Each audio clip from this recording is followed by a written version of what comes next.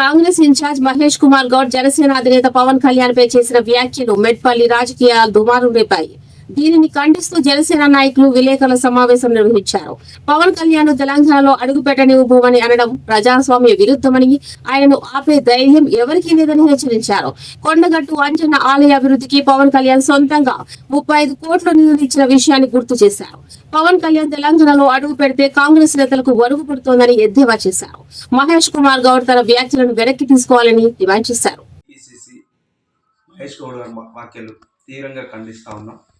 తెలంగాణ ప్రజలకు ప్రాంతీయ భేదాలను వేరు చేసుకుంటూ మాట్లాడడం తెలంగాణ ప్రజలు ఊరుకోరని జనసేన పార్టీ తరఫున నేను తీవ్రంగా ఖండిస్తూ ఉన్నాను. మీరు చేసిన వ్యాఖ్యలు వెనక్కి తీసుకోవాలని డిమాండ్ చేస్తూ ఉన్నాను. అలాగే మీరు ఒక టీపీసీసీ మీరు మెంబర్గా ఉన్నారు. మీరు మాట్లాడే వ్యాఖ్యలు కరెక్ట్ కావని మరోసారి నేను తెలియజేస్తూ ఉన్నాను. పవన్ కళ్యాణ్ గారిని ఆపే దమ్ము ధైర్యం ఎవరికీ లేదు. ఇది తీవ్రంగా నేను ఖండిస్తూ ఉన్నా. తెలంగాణ ప్రజలు జన సైనికులు ఎవరు కూడా ఊరుకోరని దీన్ని తెలియజేస్తా ఉన్నా.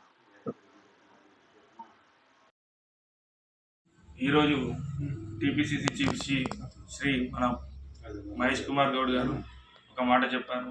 ఏంటిదంటే పవన్ కళ్యాణ్ గారిని తెలంగాణలో రానియం, ఆయన వస్తే విద్వేషాలు రెచ్చగొడతారని చెప్పేసి. అయ్యా మహేష్ కుమార్ గారు పోయిన నెల సేమ్ టైం అంటే పోయిన నెల కొండగట్టుకు వచ్చినప్పుడు మంత్రులు కానీ ఎమ్మెల్యేలు కానీ సాదర స్వాగతం పలికారు. అప్పుడు లేని సమస్య ఇప్పుడు ఎలా వస్తుంది అంటే తెలంగాణలో పుట్టిన గడ్డ మీద పవన్ కళ్యాణ్ రావడం వద్దా? ఒక స్వేచ్ఛ లేదా? రాజ్యాంగం మనకి ఇచ్చిన హక్కు స్వేచ్ఛ హక్కు.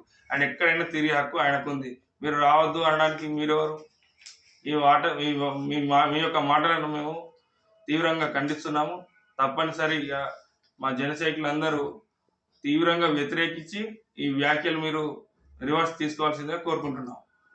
రోజు టీపీసీసీ చేసిన వ్యాఖ్యలు మహేష్ కుమార్ గౌడ్ గారిని తీవ్రంగా ఖండిస్తున్నాం. మా నాయకులు ప్రచారం చేస్తా అంటేనే ఒక నాయకుడు మతి తప్పిపోయింది. మరి అడుగు పడితే ఇంకెంతమంది నాయకులు, ఆ కాంగ్రెస్ నాయకులు ఎంతమంది మతి తప్పిపోతారో తెలియదు. ఖబర్దార్ మహేష్ కుమార్ గౌడ్ గారు, మా నాయకుడు అడగకముందే నిధులు ఇచ్చాడు. గత 10 ఏళ్ళుగా ఒక తెలంగాణ గవర్నమెంట్ పరిపాలించిన ప్లస్ మీరు 2 సంవత్సరాలు పరిపాలించిన ప్రాంతాలకు అతీతంగా కొండగట్టు ఆంజనేయ స్వామికి 35 కోట్ల 19 లక్షలు కేటాయించారు. గుర్తుంచుకోండి. ఏ ఆంధ్ర తెలంగాణ కాదు, మహారాష్ట్ర భక్తులు కోరితే ఎక్కడి మహారాష్ట్ర మీకు సోయింది? అసలు ఏం మాట్లాడుతున్నారు? అడుగు పెడితే మీరందరూ మతి తప్పిపోతారు. ఖబర్దార్, వెంటనే మీరు మీ వ్యాఖ్యల్ని వెనక్కి తీసుకోండి.